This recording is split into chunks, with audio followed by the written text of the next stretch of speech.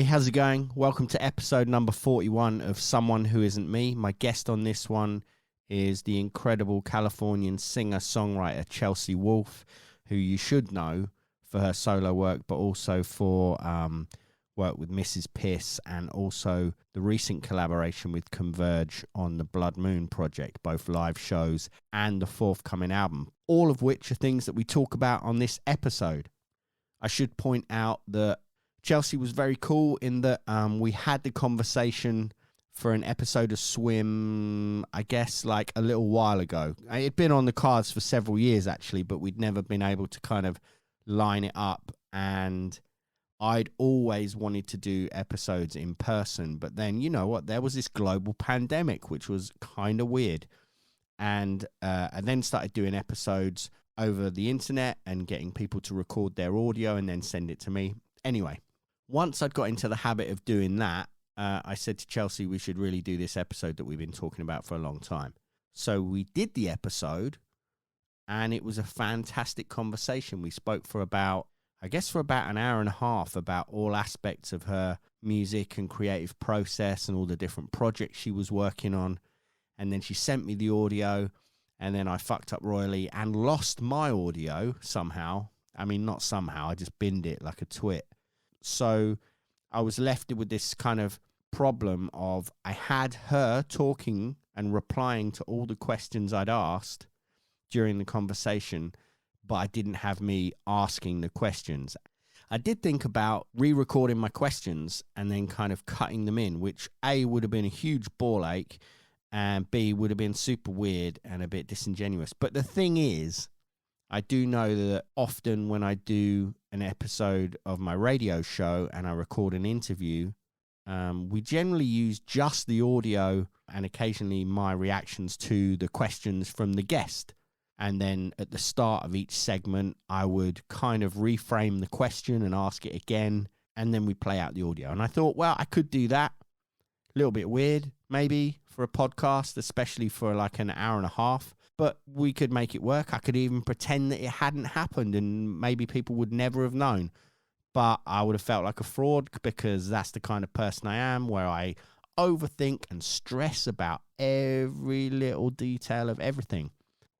So yeah, when I told her that I'd lost the audio, I groveled and she was like, what are you on about? It doesn't matter. We'll just do it again next week. So this episode 41 that you're about to listen to, is the second conversation we had.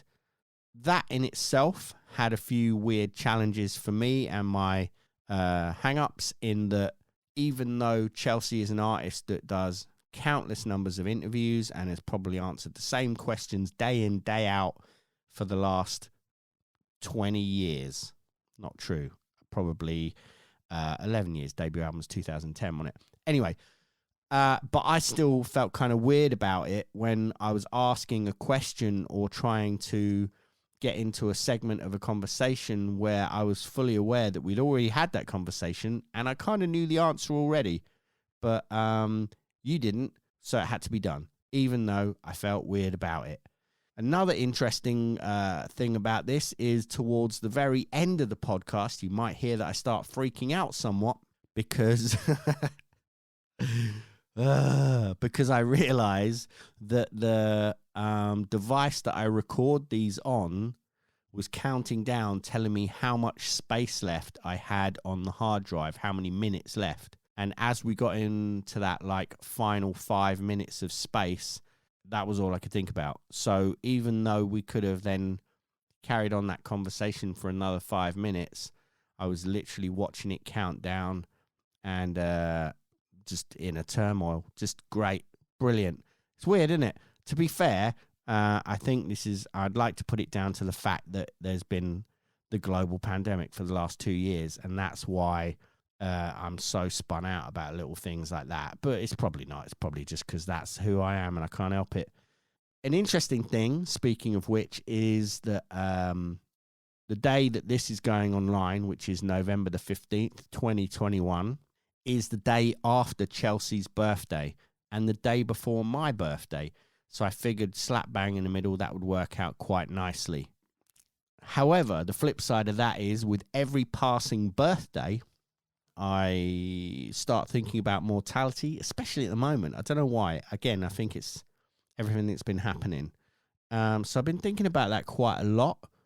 At the same time of thinking about that a lot, I've also realised that, I mean, as it's quite an abstract thing to think about, I feel quite all right about it, weirdly. Like, I have been thinking about it a lot. This isn't like a cry for help, for the record. I'm just saying that as you get older, you start thinking about things like that a bit.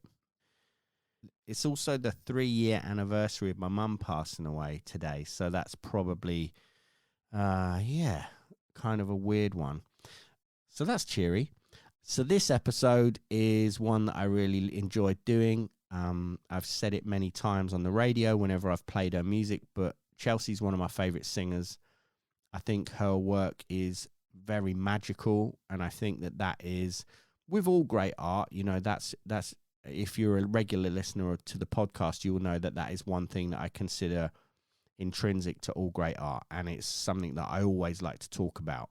But with her work, like many others of my favourite artists, that current, that magical current and that energy is very palpable and near the surface, I think. Again, if you don't know her work, you should check it out. All of it. It's fantastic. Truly incredible and beautiful. Episode number 41. Someone Who Isn't Me, Chelsea Wolfe. Enjoy. Cool. Firstly, I'm so sorry that we're having to do this again. No worries. Yeah. Seriously, I understand. Stuff like that happens. I mean, most people would probably blame the Mercury retrograde shit, so we can just blame that. Yeah, okay. I'll use that as my excuse. I think a fresh conversation will be cool. Yeah, I'm totally down. So yeah, I just feel like if we kind of go over some of the same things, it might be a bit, you know, kind of weird, but whatever. Yeah, I don't even remember what we talked about, so in any case, perfect. It's a whole new conversation. Perfect then. Yeah. Where should we start? I think we finished up talking about Blood Moon. So maybe should we start with that now? Sure. Because now there's like there's a song out. Now there's Ben just sent me the record actually. Well, actually, I haven't had a chance to listen to all of it yet, unfortunately. But yeah, I remember the London show, and you did Roadburn and one other, I think, wasn't it? Yeah, we did. I think we did like 5 shows. We played Berlin, and France, and London. Maybe it was 4 shows, but yeah, we played a couple more than those cool. 2.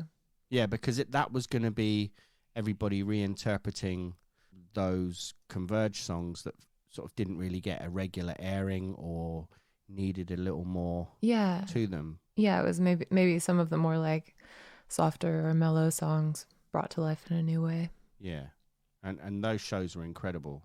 Thanks. They were fun. It was a good challenge for me. How so specifically?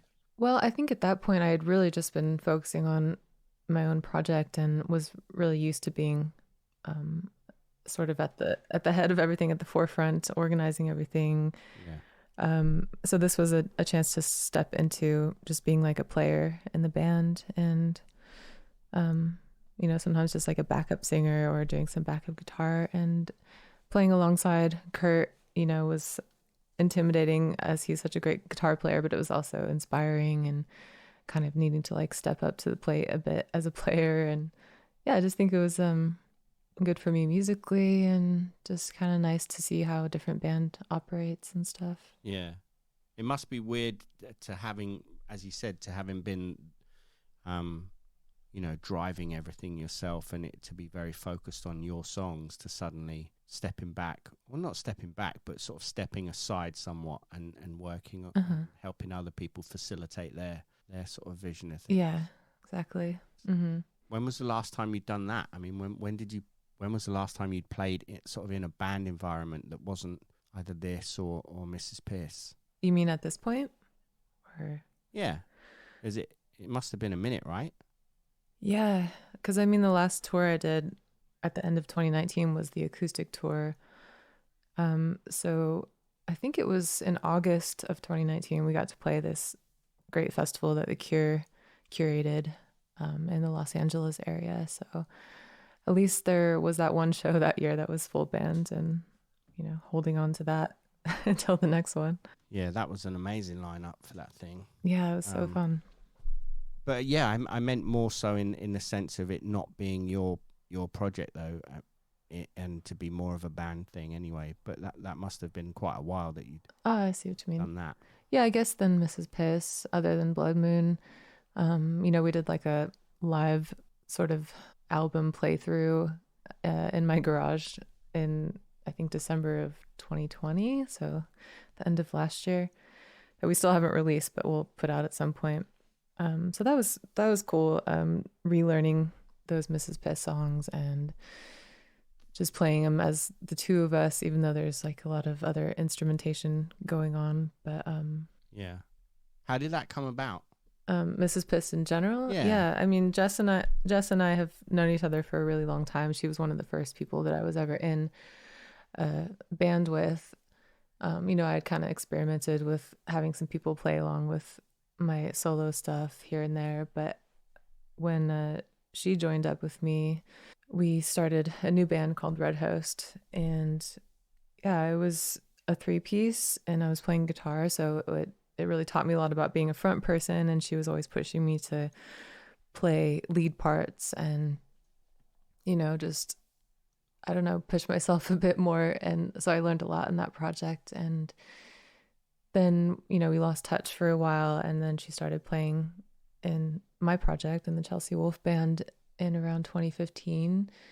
And I think it was just clear that like her and I's writing together wasn't over with, you know, like we've always written really easily together. And so we just kind of started writing these songs while we were out on tour, and we would get back, you know, for like a month or so and spend some time in a studio in Sacramento. And yeah, eventually just put the album together. We want to do another one that's a little more like focused, like we go into the studio for a certain amount of time and make it, because this one was really just like over, I don't know, maybe 2 years, just whenever we had time, because we were touring a ton that time. But you can't tell that though. It doesn't feel like like it has a focus to it, I think. Yeah, for sure. I think it was just, you know, it feels that way to us because it was like so spread out. But yeah, a lot of those songs just happened just from stories on tour, you know, just being two women on tour together and experiencing things, you know, as women do out in the man's world. But yeah, it was fun to have like someone to bounce all those stories off of and create songs from, and that became Mrs. Piss. Rad. I'm glad there's going to be more of that. Yeah, me too. Let's go back to Blood Moon as well, because obviously like doing those shows and working on it with the intention of it being this, as we said, this sort of means of facilitating them to be able to play and reinterpret those songs, to then it becoming this other thing entirely where you're all writing together. That's exciting. The stuff that I've heard, like I said, I've not listened to the whole record yet, so I don't know, maybe it's not fair to sort of make any kind of snap judgment, but it doesn't sound like I don't know. No, it's very much its own thing, clearly. Yeah, for sure. Yeah, it doesn't feel too much to me like the live shows that we did. It doesn't feel like those interpretations. It does feel like something very new. I think the demo started getting exchanged pretty soon after we got back from playing those shows together, and started getting more focused in like 2019. And yeah, there was obviously a lot of back and forth, sending stuff back and forth because of the pandemic, but we eventually got to get together this last summer of this year with the intention of finalizing the mixes together.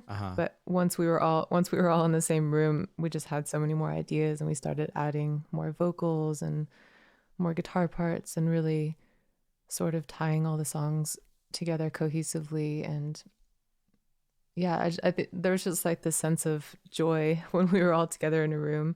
And I think that really translated into putting the finishing touches on the record and making it something really unique and new for all of us. Yeah, that rules.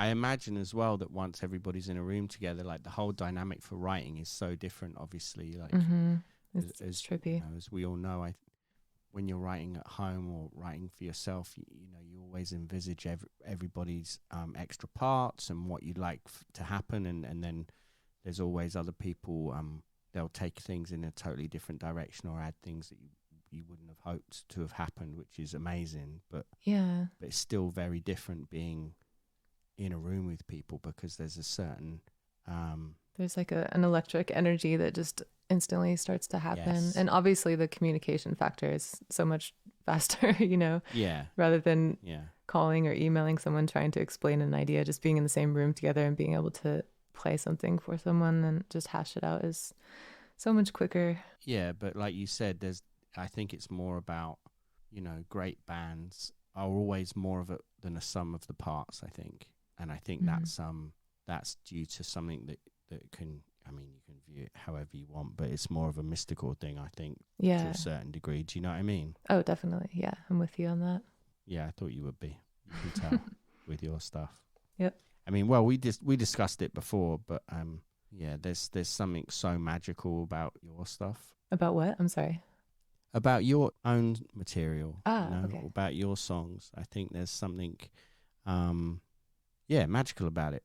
But then I think we probably discussed this when we had the first conversation that the creative process is a very magical one as well. And I think when you're making art with other people on any kind of collaborative level, I think, something really special happens. Yeah, definitely.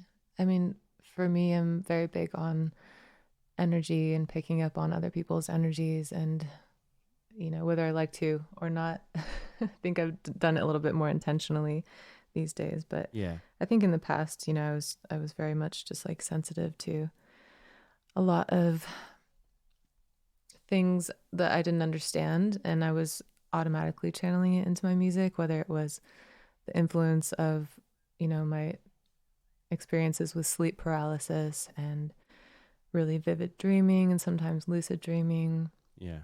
Or whether it was, you know, experiences with other human beings during the day. But yeah, over the years, I've learned to understand some of this stuff in my own way and be able to channel it, like I said, a little bit more intentionally, which, I think some of I can hear, you know, the different energy in some of my older music that is a little bit more like frantic, and not that that's a bad thing, you know, it's just like where I was at. And now I think the new songs that I'm writing, in my opinion at least, have more calmness to them, which is kind of nice for this stage in my life, because there wasn't always a lot of calmness within me, especially as a Scorpio. There's a lot of intensity bubbling up, trying to get out at all times. But when I spoke to after we did the conversation before, I had one with Aaron from Wolves in the Throne Room. Oh, cool. And he's so lovely. I don't know if you've met those. I have it's been a long time, but I love their music. Yeah, I think that last record's phenomenal. Mm-hmm.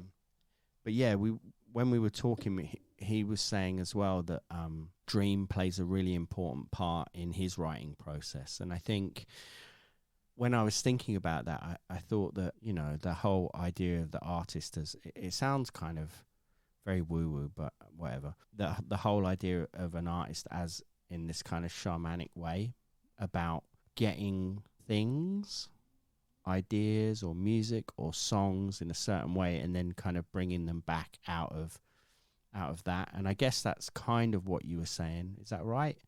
In a sense. Yeah, in a sense. I think there have definitely been experiences where writing a song was channeling something, but that's not always the case. You know, I think specific songs have very much felt that way, where suddenly out of nowhere I'm just drawn to sit down with my guitar and an entire song comes out, and there is this feeling of like, where did that come from? And then from there you start to sort of like understand it, and it's almost like it's, you know, you're reading the lyrics for the first time and you're making sense of them even though they came out of you.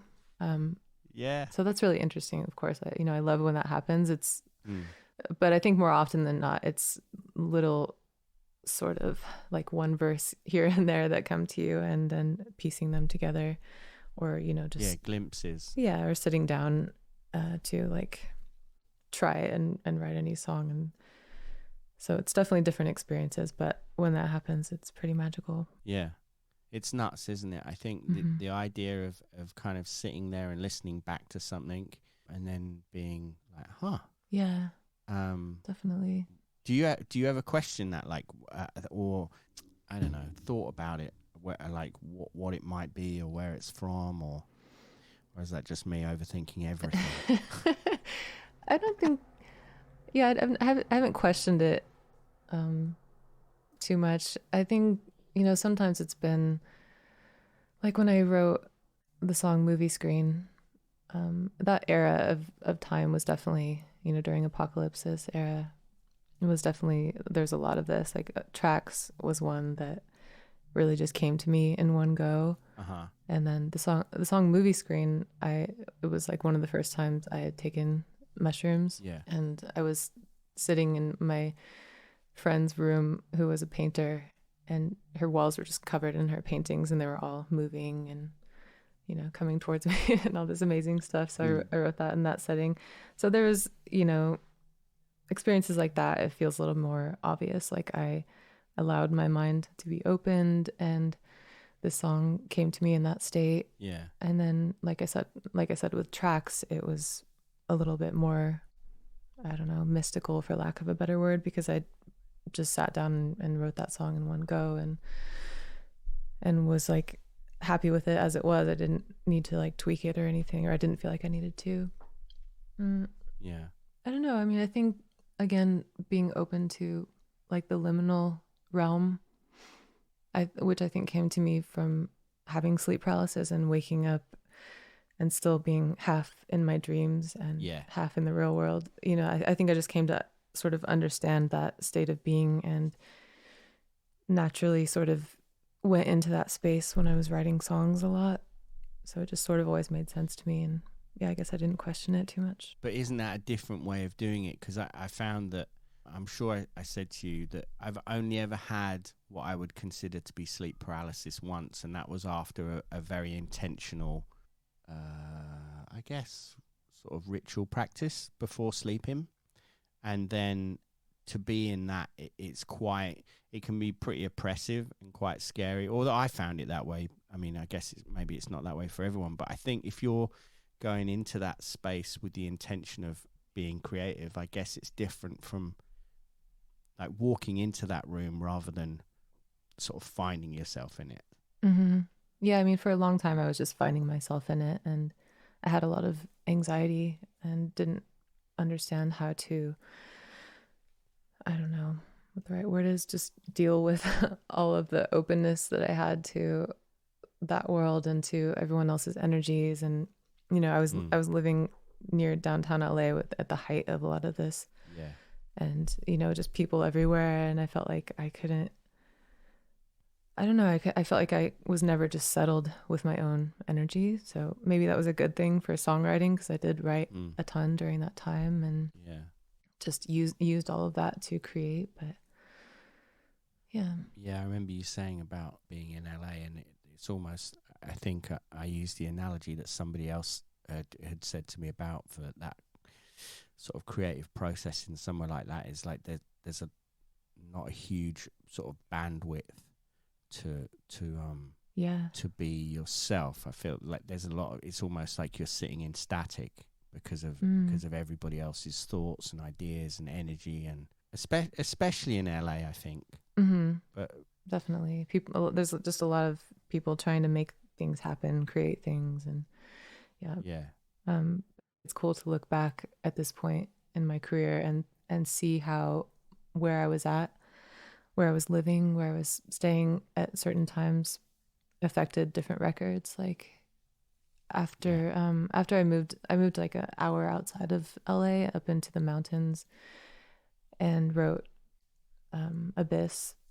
And for me, I can really hear the difference where I had all this quiet and this open space all of a sudden, and I really needed to like fill it with sound, you know. So the songs sort of got heavier and louder and more distorted, and yeah, I don't know. And I spent some time in the desert during that time, and yeah, I feel like Pain is Beauty was very much my like chaotic LA record. Yeah, because I mean, all art is the sum of the person making it, and the environment you're living in is gonna have quite a profound effect in it. It's kind of weird, really. I don't know if people have really thought about that so much in anything other than like an aesthetic sense. Do you know what I mean? Because there's always like scenes that come up in certain cities, and they always have their own certain sound, and that can be because there's like a kind of flag bearer at the front of it all, like a couple of bands that help influence other bands and that kind of thing. But it could be much more than that, couldn't it? Like it could be almost like psychogeography and the idea of the place itself being the reason that scene exists and the bands sound that way. Yeah, definitely. I remember getting asked about that when I was younger, and I didn't see it yet, you know, so, but now I can definitely see it. And yeah, that's quite nuts. When we were talking about the birth of violence, I guess that's one of the reasons why that really changed as far as the sound had gone, and it become a lot more, I mean, not just acoustic, but it was a little more spacious and stuff, and than on Hispun and Abyss. Yeah. But yeah, I feel like, I think I said that before, that you always manage to balance those elements, though, in the sense that when you have those really kind of the more kind of grinding and heavier tracks, that you balance it out with a very airy and sort of more with your vocal and the way you work. Whereas I feel like on this one, because it's very earthy and those elements come through like vocally, you've kind of balanced it out that way.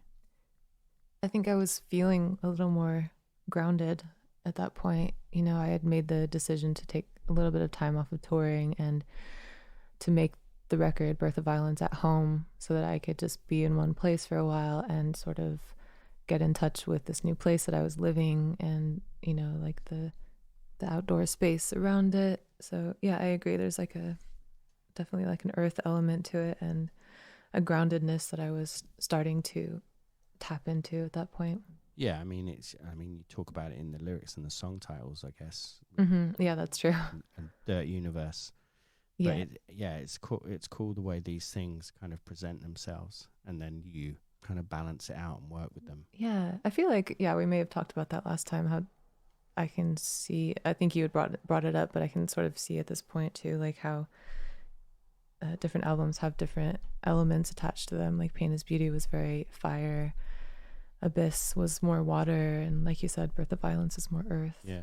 So what's happening with writing at the moment? Because I guess there's been a lot of focus with the Blood Moon stuff, but how? And I know that you're doing a ton of different projects, right? As far as I understand it.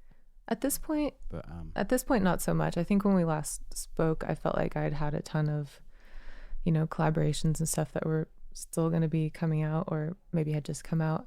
At this point, I'm trying to sort of just focus on a few things. Like maybe I mentioned, I have been working on a film score with Tyler Bates and my bandmate Ben for a horror movie. So I've been working on that since earlier this year, and you know, I think that sort of had a bit of an influence on some of the Blood Moon stuff too, like channeling a bit of that horror movie sound into some of my vocals. But yeah, at this point, I'm just sort of honing in the songs for my new record. Been writing, you know, probably for almost 2 years at this point, off and on with the band, with Jess and Brian and Ben, and we have, you know, a good number of songs, and at this point just trying to figure out who to record with, and you know, would like to do that soon as possible, honestly, just trying to find the right studio, the right producer. We discussed producers and stuff, I think. How's that shaped up? Are you still sort of in the process of finding someone? Yeah. Yeah, it's like, for me, this record has a pretty specific sound that I maybe can't describe in words yet, but I know what I want it to shape into. So I'm really trying to find, there's like a handful of people in my head that I feel like could really take this to the right place with me. And so, yeah, I've been reaching out to some of those people and hoping it works out. Yeah. Who would be your ideal collaboration? I know that sounds like a cheesy question, but I am curious. Like as a producer or? Yeah.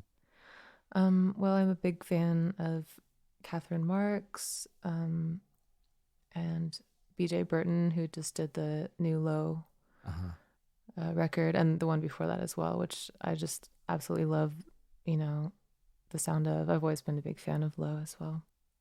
I love Dee Sardi's work. I got to work with him on a song a few years back that hasn't come out, but it was a really fun experience.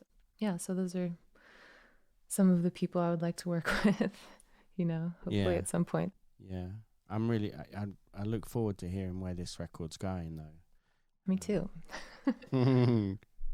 I'm super anxious to get recording. I don't know if that's obvious enough, but yeah, I feel like I've been working on these songs for so long, and I just sort of sit down with them every day and crack away at them and hone the lyrics and the melodies and stuff. But I feel like I'm at a point where like, okay, I need to stop and work with someone else on this stuff who hasn't been sitting with these songs for 2 years. You know what I mean? Need some fresh perspective. Yeah, because that's the thing, isn't it? Because I feel that it's so easy to get lost in those things, or it is for me. It's like painting. It's at what point do you step away and go, okay, good, I'm done.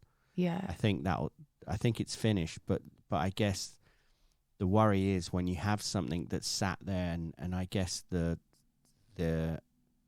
recording of a record and then it being released is kind of the final say on it. Well, actually, that's not true, because I guess, I mean, we're talking about Blood Moon is a great example that doesn't have to be that, but to a certain point, once something's recorded, there's a sort of finality to it, isn't there? But yeah, I think if you sit with something for a long time, you can start to pick at it, or that's how I'd be anyway. Yeah. And there's the problem of getting attached to your demos. I think a lot of it's a classic problem with bands, and I'm really trying to not do that this time. Like I'm trying to leave them a bit looser, even though there's a lot of ideas on there already. I'm actively trying to not get attached to anything, because I just want what's best for the song and not just what I'm used to. Yeah. But I imagine that your demos are pretty complete anyway. Yeah. I don't know. I just feel like working with Ben especially as well, that I know that between the two of you can, the days of kind of some of the 7 inches that I got when I was a kid that sounded like shit but were perfect records. Now the ability now to just make something sound so much better than some of those early records just at home on a laptop is right. That's another worry. I think you're right when you say that you can get too attached to demos, especially now that that's the the option. Yeah, but it's cool to maybe eventually release some of the demos, because I do think that they have their own magic. But like I said with Blood Moon, I saw how much happened when we were actually in the studio together, and it had been a while since I'd been in a proper studio with other bandmates because of the pandemic and because of doing Birth of Violence at home. So it really got me excited about the idea of being in a proper studio again, and that finality, like you said. So I'm talking about how, obviously, like when those songs are played live, they become very much their own thing, and they become different, and I guess you can change them and rework them, so it's not necessarily a full stop. But I wanted to ask you a bit about performance and how that is for you. Do you have a very set, I'm sure we probably spoke about this last time, I'm terrible, I can't remember anything, but the idea of performing songs and getting into a space to do that can be quite a magical process in itself. And I probably said to you about a few of the other people that I've spoken to about this, like Jazz Coleman from Kill and Joke was very adamant about the fact that when he gets ready to play a show and he's, he puts on either makeup or ash and puts something on his face, that's then again like opening himself up to something, like another sort of energy for performing. How do you feel about that? Yeah, I mean, I'm with him. I think part of the process of getting ready to go on stage is opening yourself up and preparing yourself to try and create, I don't know if create is the right word, but sort of step into like a different realm of being in this sort of energetic portal with the audience. And, for me, I don't want it to be so much about like people just watching me as hopefully we're having an experience together, When I first started performing, I had such stage fright that I just really covered myself up and wore a Victorian mourning veil and didn't want anyone to see me, and I didn't want to make eye contact. But once I got past that and took the mourning veil off, I found that the connection was so much more open, and making eye contact with people was really, I don't know, it was like empowering, I feel like, for both of us. Like we were in this moment together, and maybe that might sound cheesy to someone who doesn't care about music, but music is like, I mean, not to you, but to someone else. But yeah, I mean, music is such a powerful connector and conduit, and so you do have to prepare yourself for that. And for me, in more recent years, I just try to take some time completely by myself, and I'll either just light a candle and focus on the flame, and there's certain things I might repeat or something just to get myself in an energetic space. I feel like I've said the word energy and energetic 500 times. I'm sorry, but you know what I mean? Yeah, I know. To get on stage. And just spending some time alone and gathering my energy back to myself, pulling a tarot card if I feel a little bit like off kilter or like I need some direction.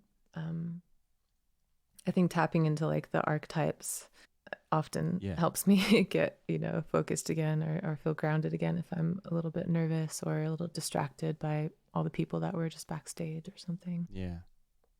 Yeah, I think you're saying about making eye contact with people when you're playing and performing is a weird one, isn't it? Because some people can find that so disconcerting because I don't know. I guess a lot of people aren't comfortable being in a moment. I don't know, maybe it's that. Yeah, I mean, it can be intense sometimes. Obviously the subject matter of a lot of my songs is facing the shadows of this world and facing the shadows of yourself. So depending on how I'm feeling that night, depending on how the audience is feeling that night, it'll be a different experience. But it makes me think as well about, there were all these stories about when Nick Drake first started. I think he only ever toured once. Oh wow, I didn't know that. Yeah, I believe so. And I think that he was so shy that he played sitting down with his back to the audience. Yeah, I kind of love that. It's like whatever you have to do, I think it's kind of, I don't know. I used to be kind of hard on myself about how much stage fright I have, but now that I'm older, I find it endearing that I just did what I had to do and just sort of covered myself up. It's almost like I was wearing like a like a ghost sheet costume over my head or something. Like I just needed to be as invisible as possible. But that's wild. Yeah. I think that must be so intense to feel the need to those two things which feel so at odds with each other, to play and perform, and yet at the same time be so rapt that you don't want anyone to see you. You just want them to hear the songs. That's so intense. Yeah, it was difficult for a long time because I feel like I've known since I was pretty young that this is what, I was meant to do. And yet it took me such a long time to feel comfortable doing the thing that I was meant to do. Like I love being in my writing room and just, spending hours in headphones and working on songs. But the part of being on stage and presenting those songs, just, yeah, it took a lot of time and a lot of work to feel comfortable doing that. Yeah, it makes me think of Kate Bush as well. Similar kind of situation, I think. Oh, yeah. But she's the best. Actually, there's another thing. Like, I look back through these notes that I did before we did the first one. So I apologize for repeating myself, especially as you've already told me the answer. It sounds kind of really disingenuous to go then, so do you write visually? But I always feel like that, yeah, as I said before, that your lyrics have such a visual element to them at times that, yeah, there's this weird kind of crossover with things. Not synesthesia, but yeah. Yeah, definitely. I mean, I'm a very visual person. I like to close my eyes a lot when I listen to music and when I write music. And I think just, yeah, at some point I just could sort of like see shapes and colors and cinematic scenes. And sometimes it felt like I was like scoring a scene in my head or something, you know? Yeah. Well, that is synesthesia then, isn't it? That's nuts, huh? I suppose. I've never thought that I had that. I felt like maybe that was a little more specific, like this color means this and this color tastes like this. I don't have that, like, but yeah, I would say it's more like shapes. And I don't know, like I have that thing where sometimes at night I'll wake up in the middle of the night and I get these sort of like light blooms behind my eyes and they make these like geometric shapes. Yeah, I'm not sure what it's called, but I think a fair number of people have that. Yes. And it's sort of like that sometimes when I'm writing or listening to music, like geometric shapes and patterns and things like that. Yeah, it's crazy how that and well. Do you have that too? Yeah, yeah. And the fact that is so amplified with any kind of psychedelic, it's crazy how geometry becomes such an important part of it. But then I guess music is you know, I'm not really a fan of looking at it this way, but it clearly is mathematics, isn't it, to a certain degree? Oof, I would not be the person to ask about that. Math has never been my subject, and numbers scare me. But yeah, I suppose there's an element to that. I think I like to think of it in more of a visual way and less like numbers and counting and things like that. But yeah, for sure. It feels like the antithesis of anything kind of creative, but I'm sure people can sit down and draw me a chart. Yeah, and I'm sure for certain musicians that's like a big part of it, and that's almost an art for them, you know. Yeah. But I just don't understand things in that way. Yeah, for sure. I know I'm conscious that my thing is counting down for the amount of time that I've got left, and I don't know if that's what's freaking me out. Well, thank you again for doing this. Thanks. It was nice to get to talk to you again. It's nice that this is going to be one of the ones where I've actually got the painting finished as well. Oh, yeah. Cool. Yeah. I think it turned out okay. Yeah, I like but I liked it. I'm a terrible judge of these things. No, I thought it was super cool. I loved it. Thank you. Oh, that's cool. Good. I always feel I don't know. I don't know if this says a lot about my own personal vanity, but the idea of drawing other people and portraiture in general can be super fretful for me, because I never want anyone to look at it and go, "Oh, no, is that how you see me?" Oh, yeah. So, I think if someone reacts that way, it's like it's more about our own insecurities, you know, than anything else, and it has nothing to do with you. But yeah, I think your art is wonderful, and it's really cool to see that painting. I don't know if that was a finished version or not, but I already thought it was really great. No, I think I wanted to do some more to it, but like we said, it's knowing when to sort of stop. Yeah, that's tough sometimes. The number of times I've fully ruined things by just going overboard and thinking, oh yeah, just do this. And I guess it's like anything, like songwriting as well. But at least I guess that it's easier to stop with songwriting or take something off afterwards. But that's what I was going to say. It might be more difficult to fix it overdone painting, but I'm sure there's an art to that as well. Yeah, I guess so. I mean, any kind of creative endeavor, I guess, is quite a fluid thing, isn't it? And it's kind of can be really slippery at times. But yeah, yeah, cool. Slippery is a good word. Yeah, cool. Well, thank you. Right. Thank you again.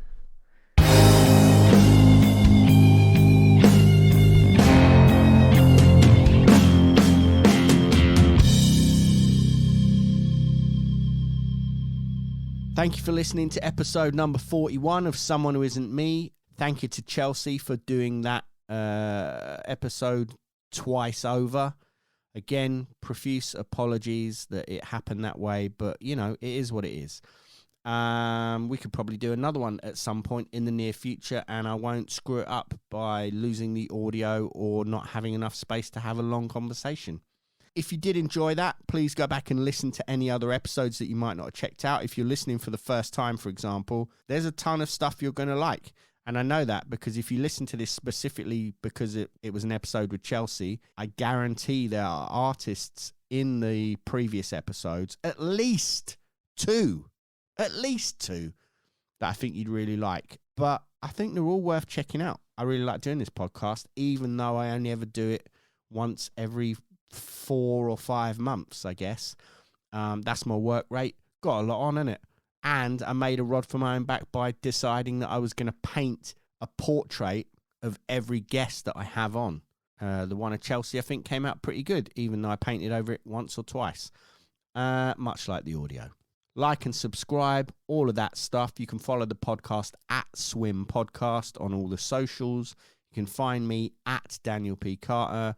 You can find Chelsea on all the socials as well. I believe there's several extra consonants in her name if you're trying to find it on the socials. But just search Chelsea Wolfe and it will come up. Thanks again. I am out. Peace.